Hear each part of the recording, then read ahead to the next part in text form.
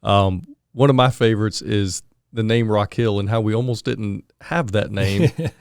I think you know what I'm referring to because I already see you chuckling. Can you tell us a little bit about that? Because that's just a cool little story. Well, I think people know the story of Rock Hill was because they built the railroad through town and they had to blast through a flint rock hill to do so. Well, I think what a lot of people don't know is the reality. The only village that was in the area at the time was the village called Ebenezerville. It's out where the hospital is, the hospital area of town. Ebenezer Presbyterian Church, or Ebenezer ARP Church is there, which, by the way, that's where David Hutchison is buried, in that church graveyard. Well, that was the only community. When the train came through, it was originally slotted to come right through that town or village.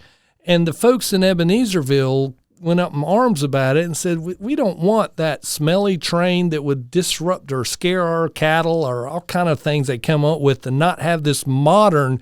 You think about it. This is what, 1842 or something like that. This was trains were very modern, leading edge technology, and people were suspicious about it. So the town put up a fuss. So they moved the train track about 2.5 miles east of Ebenezerville, right through that Flint Rock Hill we just talked about. So if the town of Ebenezerville would have never been, short-sighted about what this technology would have done, perhaps today we would be known as the city of Ebenezerville.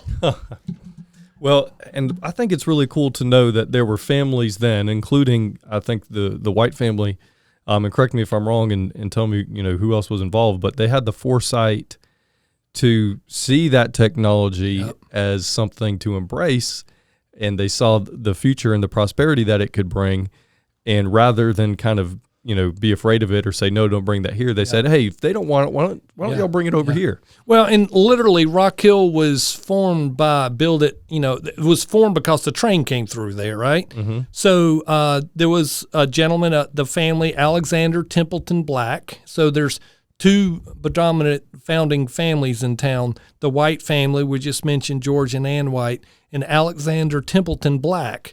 And he actually owned most of the property near that Flint Rock Hill where the train came through. So, he worked to actually map out the blocks of what the city was. And Ann White owned some property too, and she blocked off some streets, and they kind of, I think Squire Roddy, it was his name, the Roddy family's historic in our town. They mapped out what the actual main street was, what at the time Church Street, which is now we know as Black Street, and White Street. Those streets now today are part of our heart of downtown, but that's where the city started, back with the two families to get that going. It's amazing to me to think of something like Rock Hill just kind of coming out of the ground like that and kind of happening almost suddenly. Yeah. And then you look at where we are now, and you mentioned the fact that, your family obviously has been here for a long time. You grew up here.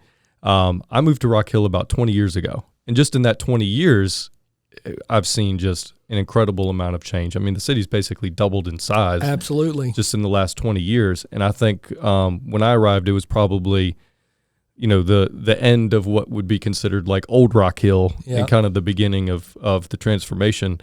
But what always struck me about Rock Hill has always been the sense of community and how people who are here kind of like hold on to that and cherish it like it's something tangible, like something you always have to like service and give back to and preserve and make sure that that community is well taken care of. And to me, that's really what makes this area really special. And I think part of that is the history, and the awareness of that history makes people want to do that.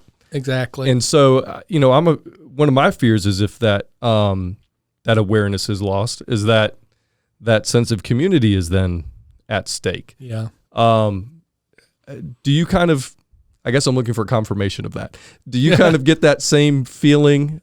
Is it that pride of place and history that kind of lends itself to the dedication to the community of the area? Yes, and I think you answered the question you asked me earlier better than I did, I guess, is that's what could be lost if we don't keep that sense of community. Mm-hmm. Because it is there's so many folks moving in town. I know the neighborhood you live in at Riverwalk. It's a beautiful neighborhood. It's so cool to finally see something happening on the Catawba River. When I grew up, the Catawba River was where the Celanese plant was. It was all industrial, and nobody went there. But now it's a phenomenal, gorgeous place and very happening part of Rock Hill. But it's more in my mind the expansion of what Rock Hill is in the sense of community. Mm-hmm.